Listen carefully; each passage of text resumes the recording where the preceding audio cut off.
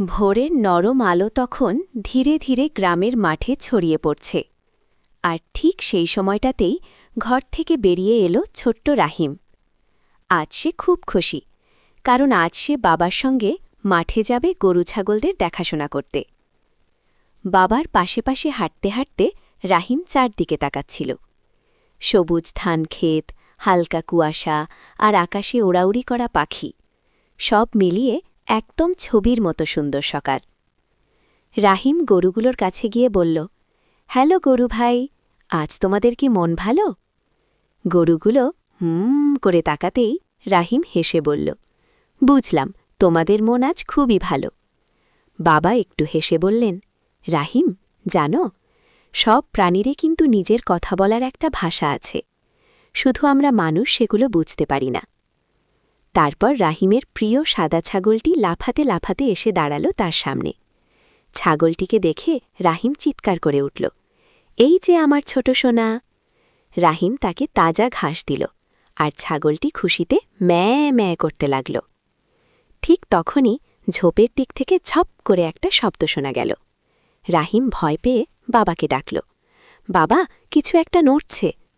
বাবা সাবধানে ঝোপের দিকে এগিয়ে গেলেন। ও, একটি ছোট্ট সাদা খরগোশ সেখানে আটকে গেছে।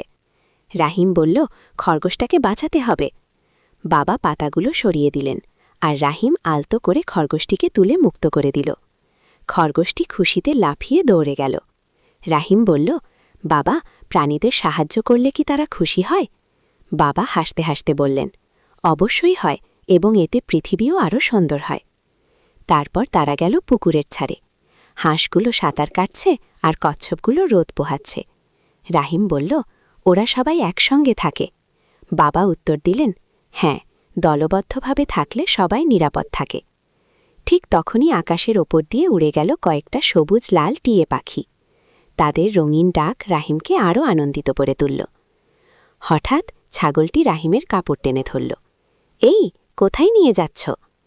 ছাগলটির পিছনে পিছনে গিয়ে রাহিম দেখল একটি কাঁঠাল গাছের নিচে পড়ে আছে কয়েকটি ছোট শালিক ছানা।